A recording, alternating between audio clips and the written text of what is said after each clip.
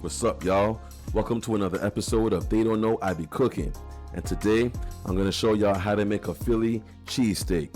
Now, this recipe is really straightforward. If you could just do me a favor and just hit that like button and hit the subscribe button, because I drop videos like this throughout the week, all right?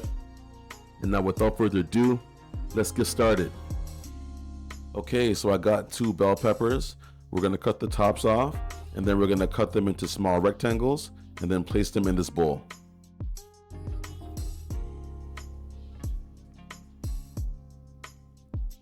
I also have a white onion, so we're going to chop it up and put it in the bowl as well.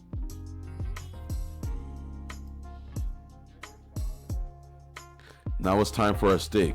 So for a Philly cheesesteak, you want to use a ribeye steak, and you want one that has a decent amount of marbling, as you see here. This steak right here is going to have a lot of flavor, and it's going to be really tender. So now we're going to cut our steak into thin slices. Now it does help to have a sharp knife. As you can see, my knife isn't the sharpest, but it does get the job done.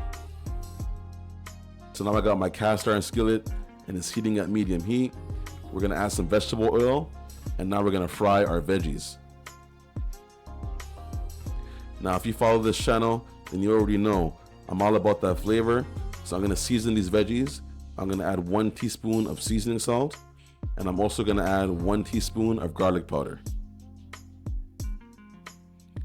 Once these veggies are nice and soft, we're going to put them back into that bowl and set it aside.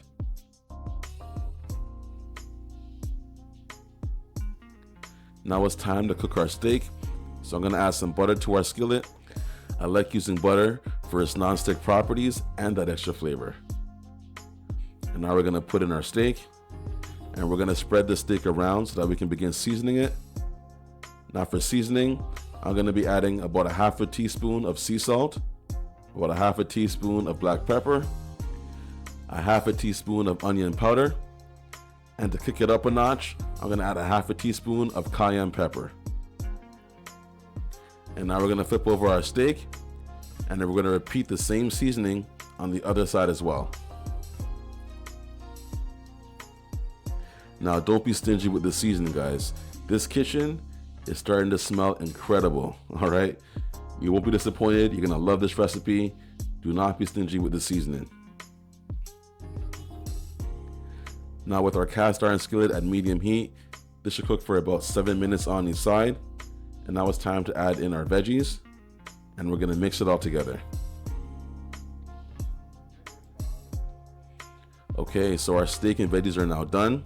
So we'll put this aside, and now it's time for our bread and our special sauce.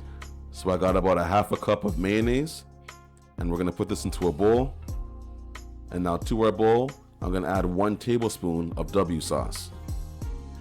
This right here is gonna put our cheesesteak over the top. Now for our bread, you wanna use a hoagie roll or a French roll or any roll of choice, and then we're gonna spread the sauce on both sides.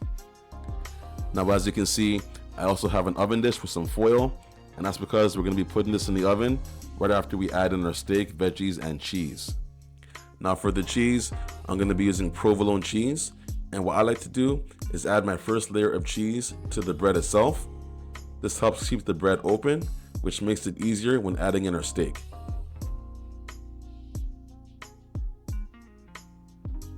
Okay, so now we're going to add in our steak and veggies. And I'm really gonna load these up and then add some cheese on top. So I take a slice of provolone cheese, I cut it in half, and then place it over the top of the steak. And now I have my oven heating at 375. We'll put this in the oven, and this should melt the cheese right over the steak and toast our bun at the same time.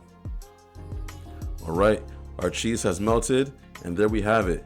We have our Philly cheesesteak. Now listen, this cheesesteak right here was absolutely delicious. But let me know what you thought about this recipe in the comments below.